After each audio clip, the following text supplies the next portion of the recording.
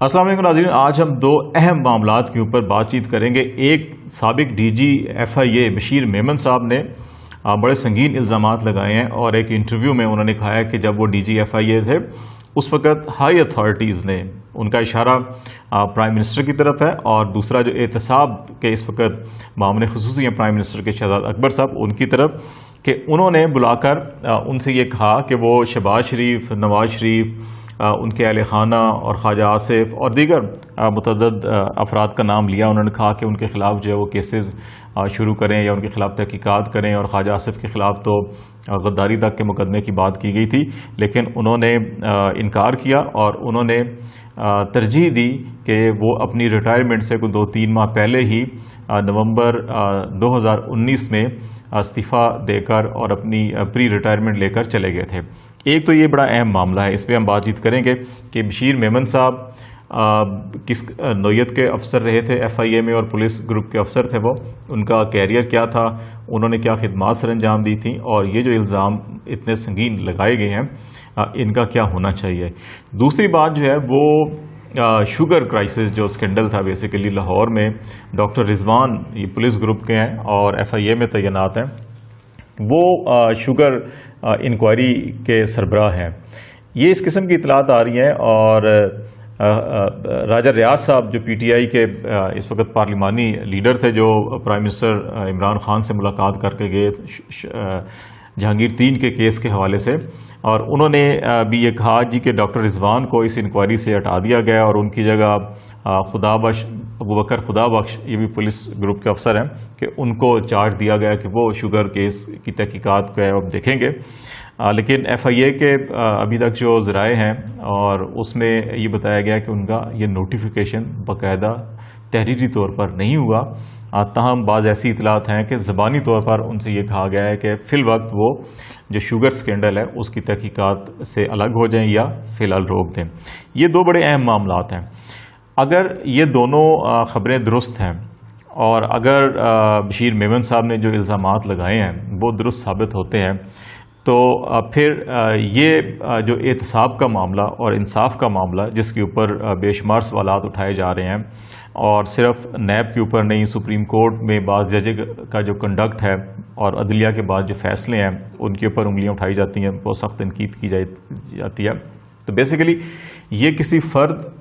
یا ادارے کے اوپر تنقید نہیں، یہ ایک ریاست کی جو مستقبل ہے، ریاست کی جو کامیابی ہے، یا جو ریاست کے جو امور مملکت ہوتے ہیں، جو ذمہ داریاں ہوتی ہیں کانسٹیٹیوشنل اور قانونی ذمہ داریاں ہوتی ہیں، یہ ان کے اوپر سوالیہ نشان اٹھائے جا رہے ہیں۔ اور اگر ان سوالات کا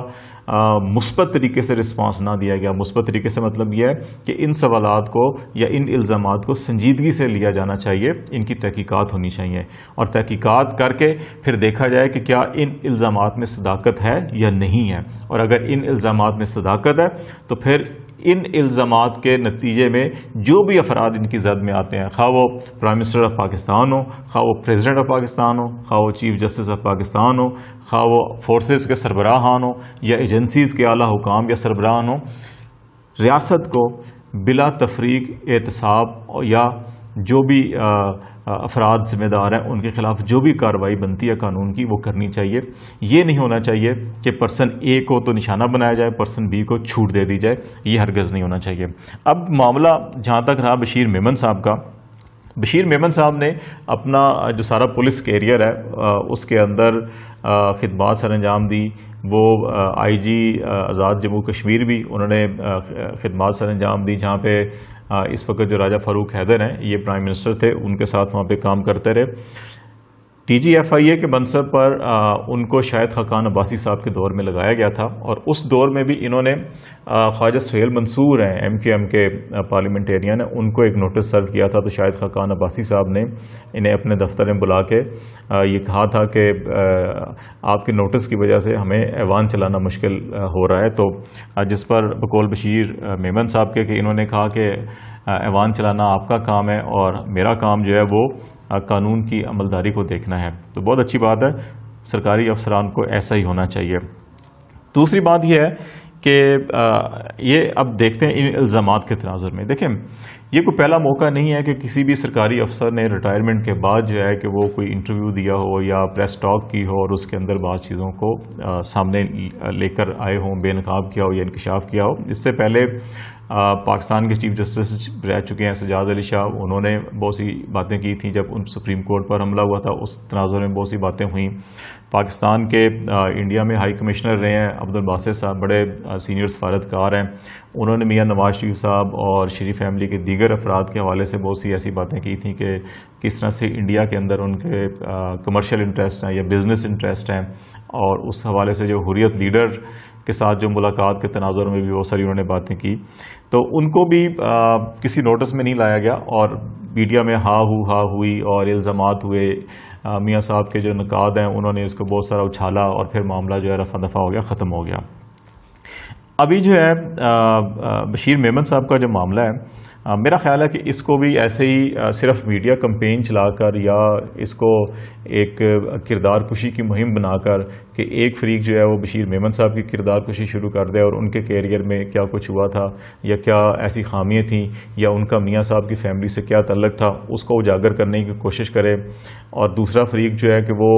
شہزاد اکبر صاحب یا عمران خان صاحب کی دفاع میں جو ہے کہ وہ ڈنڈے لاٹھیاں لے کے کھڑا ہو جائے اور جناب اس کے اوپر لمبی لمبی تقریریں یا بیانات جاری کی جائیں. اس کی بجائے بہتر طریقہ یہ ہے کہ اگرچہ شہزاد اکبر صاحب نے ایک لیگل نوٹس دے دیا ہے ان کو، تو بشیر میمن صاحب کو اس لیگل نوٹس کا جواب دینا چاہیے اور ان میٹنگز کا حوالہ دینا چاہیے، کیونکہ یہ جتنی میٹنگز ہوتی ہیں پرائم منسٹر ہاؤس میں یا ایون منسٹریز کے اندر تو ان کی ڈاکومنٹیشن ہوتی ہے، ان کے منٹس ہوتے ہیں، اور وہ منٹس جو ہے کہ وہ متعلقہ وزارت کو بھی اور ان اداروں کو بھی جن اداروں کے سربراہان ان اجلاس میں شامل ہوتے ہیں ان کو بھیجے جاتے ہیں، ان کو دیے جاتے ہیں. تو وہ ضرور کہیں نہ کہیں کچھ نہ کچھ چیزیں موجود ہوں گی، اور ان کی اب تو اتنی لیٹسٹ ٹیکنالوجی ہے اس کو فورنزک آڈٹ کر کے یہ بھی تصدیق کی جا سکتی ہے کہ اچھا کہ جو حقائق بتائے جا رہے ہیں کہ حالات و واقعات اس وقت ویسے ہی تھے یا نہیں تھے یا اس کے برعکس ہیں، تو وہ چیزیں سامنے آ سکتی ہیں. تو ان معاملات کو ایسے نہیں چھوڑا جانا چاہیے، کیونکہ اگر یہ باتیں درست ہیں کہ زبردستی دباؤ ڈالا جائے، یقیناً جب وزارتی سیکرٹری صاحبان یا منسٹر صاحبان یا پرائم منسٹر جو ہے کہ جب بہت سے امور کے اوپر میٹنگ شیئر کرتے ہیں اس کے اوپر انسٹرکشنز بھی دیتے ہیں، لیکن وہ انسٹرکشن جو ہے کس نوعیت کی ہیں، کیا وہ سیاسی نوعیت کی ہیں، کیا وہ اختیارات سے تجاوز کر رہی ہیں، کیا وہ غیر ضروری اپنے جو سیاسی مفادات ہیں ان کے حصول کے لیے سرکاری بیوروکریسی کو استعمال کیا جا رہا ہے. تو یہ جو سوالات اگر ان کے جوابات مثبت ہیں تو پھر یہ انتہائی آپ اس کو پروفیشنل بددیانتی کہا جا سکتا ہے کہ وہ اپنے منصب کا غلط استعمال ہوتا ہے، یہ نہیں ہونا چاہیے. اور اگر ایسا نہیں ہے، اور ایک رائے ایف آئی اے کے اندر بھی یہ موجود ہے کہ بشیر میمن صاحب جو ہیں کہ وہ نون لیگ کے ساتھ ان کی افیلیشن پرانی ہے، میاں صاحب کے ساتھ پروٹوکول ڈیوٹیاں بھی یہ کرتے رہے ہیں، تو ان کی ایک خواہش بھی ہے کہ وہ جس طرح سے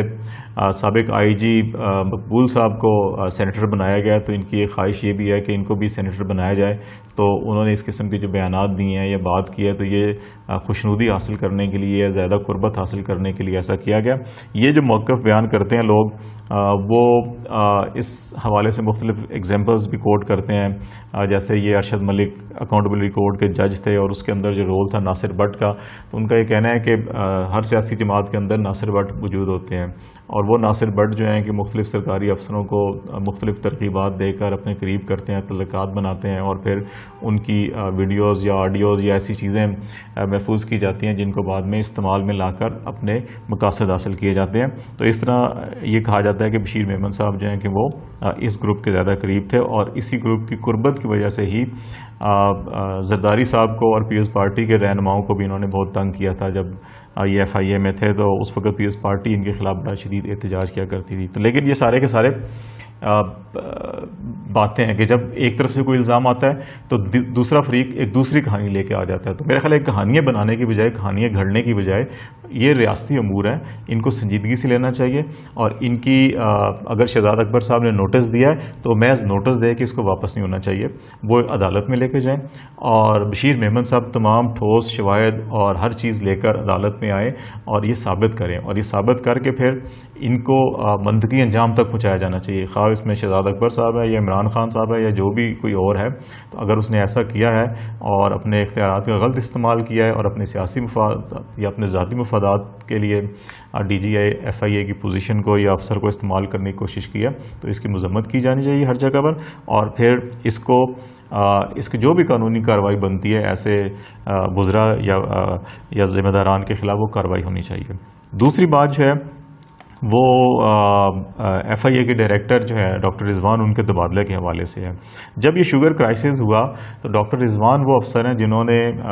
بغیر خاطر میں لائے ہوئے، خواہ وہ کسی کا نون لیگ سے تعلق ہے یا پیپلز پارٹی سے تعلق ہے یا کاف لیگ سے تعلق ہے یا کوئی منسٹر ہے یا فیڈرل منسٹر ہے یا صوبائی منسٹر ہے یا وہ میڈیا ہاؤسز کے مالک ہیں، ان کو بھی نوٹس سرو کیے گئے اور ان کی جو منی لانڈرنگ تھی اور شوگر کرائسس کے اندر جتنا بھی بددیانتی اور کرپشن کی گئی اس کے اوپر انہوں نے فیئر کارروائی کی ہے۔ اس میں کوئی شک نہیں ہے، لاہور کے اندر اور تحقیقاتی اداروں کے اندر بھی ہر کوئی اس کو اپریشیٹ کرتا ہے۔ اب یہ کہا جا رہا ہے کہ جب جہانگیر ترین صاحب نے یہ پریشر کریٹ کیا اور ان کے پارلیمنٹیرین جب پرائم منسٹر سے ملنے آ رہے تھے تو اس سے پہلے ایک دن پہلے فون کر کے ڈاکٹر رضوان سے یہ کہا گیا جی کہ آپ فی الحال اس انکوائری سے الگ ہو جائیں، اور ابوبکر خدا بخش ایک نام ہے، یہ بھی ایڈیشنل آئی جی لیول کے ایڈیشنل ڈائریکٹر لیول کے افسر ہیں یہ پولیس گروپ کے، کہ ان کو یہ چارج دیا گیا۔ لیکن ابھی تک اسلام آباد میں ایف آئی اے میں ہم نے بات کی ہے، لاہور میں بات کیا، تو اس کا باضابطہ نوٹیفیکیشن نہیں ہوا۔ کہا جاتا ہے کہ سہج زبانی کہا گیا، تو کیا یہ اب اتنے جو اہم امور ہیں جن کے اوپر پوری حکومت کی جو ایک ساکھ ہے وہ بھی داؤ پہ لگی ہوئی ہے اور حکومت کا اپنے نمبرز جو ہیں وہ بھی داؤ پہ لگے ہوئے ہیں، تو کیا ان کو ایسے زبانی کلامی کام کیا جائے گا؟ یہ انتہائی بیڈ گورننس کی اور یہ ایک انتہائی غلط طرز یا روایت قائم کرنے کا یہ طریقہ ہے جو نہیں ہونا چاہیے۔ اور اگر ڈاکٹر رضوان فیئر کام کر رہے ہیں تو ان کو کام کرنے دیا جانا چاہیے، ان کو اس انکوائری سے الگ نہیں کرنا چاہیے۔ اور اگر ان کو الگ کرنا مقصود بھی ہے، سم ٹائم یہ ہوتا ہے کہ آپ ایک افسر جو ہے وہ 3 سال سے کسی منصب پر ہے اور اس کا ٹرانسفر ڈیو ہے، اس کو ٹرانسفر ہونا چاہیے، لیکن جب اس طرح سے ہائی پروفائل کیسز آ جائیں اور اس کے اندر پریشر کریٹ ہو جائیں اور پھر یہ ڈیمانڈ آ جائے کہ اس افسر کو ہٹایا جائے، تو اس وقت پھر اگر ڈیو پروموشن ڈیٹ ہو پھر بھی لوگ جو ہے کہ اس کو ڈیلے کرتے ہیں تاکہ یہ نہ ہو کہ یہ کہا جائے کہ ہم نے سیاسی دباؤ لے لیا، لیکن اگر ان کا اس طرح سے بھی کیا گیا تو اس کو نوٹیفائی کیا جانا چاہیے، یہ نہیں ہونا چاہیے۔ اور دوسری بات یہ ہے کہ اس کیس کے اندر اگر تو کوئی بھی سیاسی دباؤ لیا گیا اور اگر جہانگیر ترین کو یا خسرو بختیار کو یا میڈیا ہاؤسز کے مالکان کو یا اس شوگر کے اسکینڈل کے اندر ملوث کوئی بھی فرد، خواہ وہ نون لیگ سے یا کاف لیگ سے، اگر ان کو ریلیف دیا گیا یا کوئی چھوٹ دی گئی تو پھر اس تحریک انصاف کی 22 سالہ جو جدوجہد ہے اور جو احتساب کا نعرہ ہے وہ سب کا سب جو ہے خاک میں مل جائے گا۔